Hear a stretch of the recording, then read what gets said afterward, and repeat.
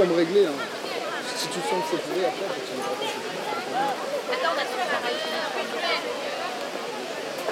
T'as appelé ça concept porteur de parole? Porteur de parole, ouais. Mais c'est pas moi qui l'appelle comme ça, c'est des gens qui l'ont fait aussi ailleurs. Ouais. Et je sais pas d'ailleurs d'où c'est venu, porteur de parole, mais en tout cas voilà. Bah tu portes une parole. Voilà, donc tu vois les gens, en l'occurrence, l'idée c'est de poser une question au départ où tu penses qu'elle va, où les gens sont pas d'accord sur cette question, ça va cliver les gens, qu'il y a des points de vue différents et que les gens tranquillement s'arrêtent comme on peut le voir là, parce que déjà c'est insolite, dans un endroit comme ça, voir des choses écrites sur des bouts de carton, tiens c'est quoi? Les gens lisent, s'arrêtent, discutent même entre eux des fois, et après l'idée c'est de rentrer tranquillement en relation avec eux, puis de leur dire bah vous en penseriez quoi? Et puis aujourd'hui, par rapport à la question, vous êtes maire de Nantes demain, vous avez 580 millions d'euros, vous faites quoi? Vous faites quoi? Vous faites quoi? C'est quoi les priorités pour vous? Et alors voilà, donc les gens commencent à discuter, et après c'est leur proposer d'écrire, et puis les gens peuvent venir s'installer ici, écrire ce qu'ils ont envie de dire, et ils marquent leur prénom, leur âge, et puis ils affichent ça. Voilà, tout simplement. Ouais, tu trouves qu'aujourd'hui, alors, ça a bien marché? Ouais, alors après c'est toujours particulier de dire que des trucs comme ça marchent bien ou pas, c'est parce qu'on ne veut pas faire du chiffre non plus, c'est pas au nombre de... Voilà.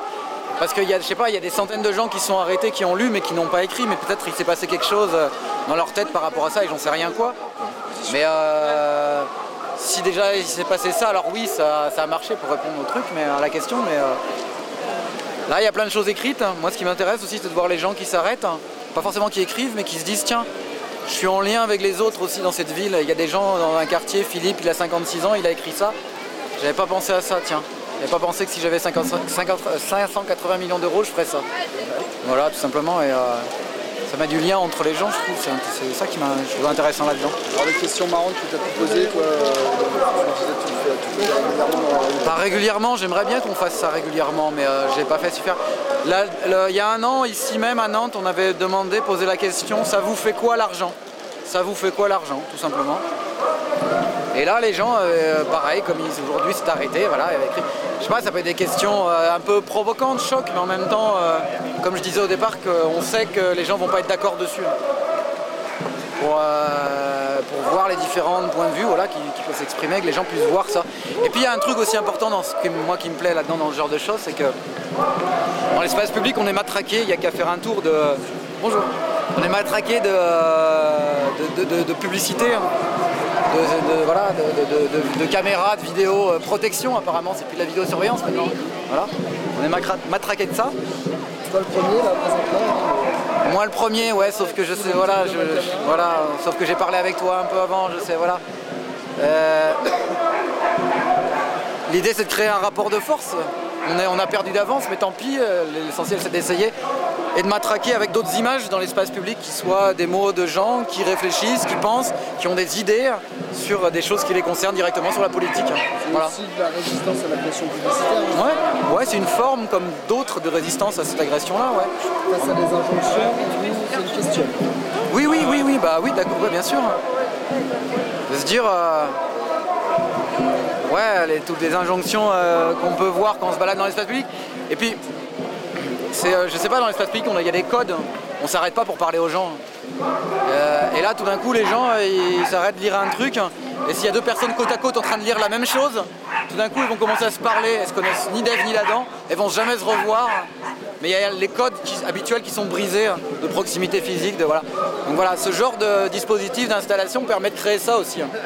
Ça, je trouve ça génial. Alors, le passage... Puis l'insolite, quoi, l'insolite autre chose que par la place Royale, parce que c'est, comment dire, je trouve plus le mot, tu sais quand on fait les fêtes, quand on va se marier, là, comment ça s'appelle?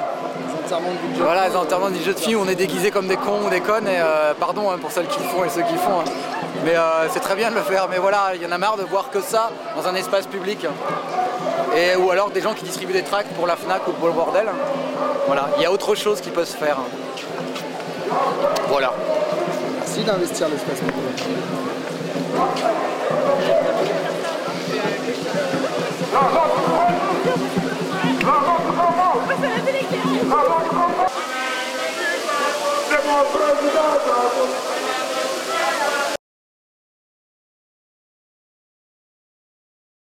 imaginons qu'on ne fasse pas l'aéroport, qu'est-ce qu'on en fait quoi.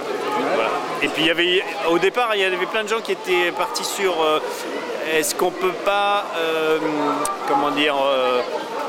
faire autre chose des terrains. Et puis on s'est dit, bah non, il y a des agriculteurs, ils sont très bien là.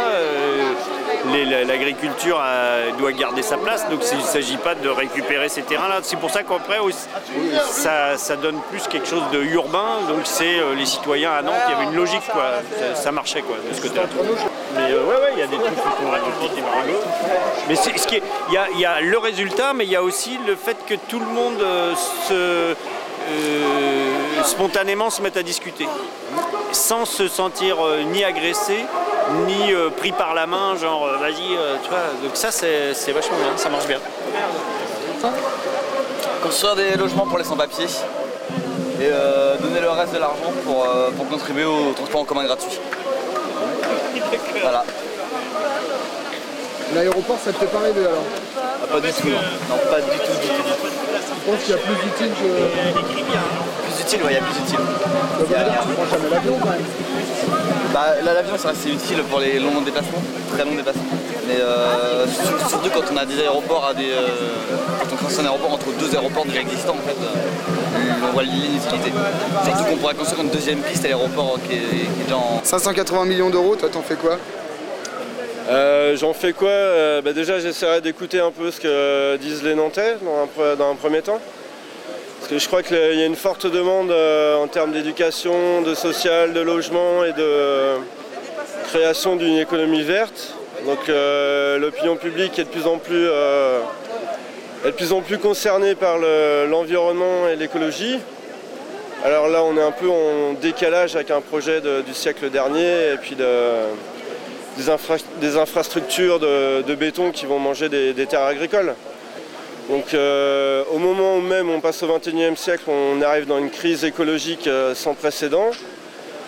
On a une crise alimentaire qui est en train de se dessiner et là on va détruire des champs qui produisent de la nourriture localement.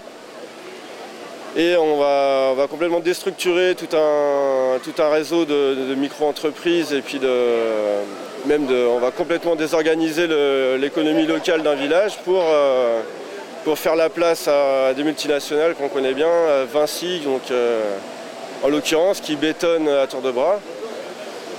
Donc là, il faut que les Nantais prennent conscience que c'est un projet qui est dépassé, qui est du siècle dernier, qui a des conséquences dramatiques en termes de vie et environnementale. Donc avec ce budget qui est un demi-milliard d'euros, c'est quand même énorme. C'est nos impôts. Donc évidemment la priorité c'est l'éducation, la santé, le social, les logements et les emplois locaux qu'on pourrait développer grâce à une partie de ce budget. Notamment dans tout ce qui est industrie, des micro-entreprises et des micro-industries vertes. Donc il y a déjà l'hydrolien qui commence à démarrer.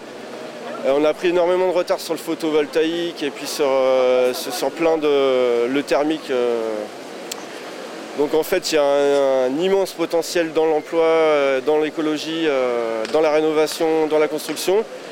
Et donc c'est vrai, ce qui est dommage c'est que c'est un vrai gâchis, c'est un gâchis à tous les niveaux, quoi.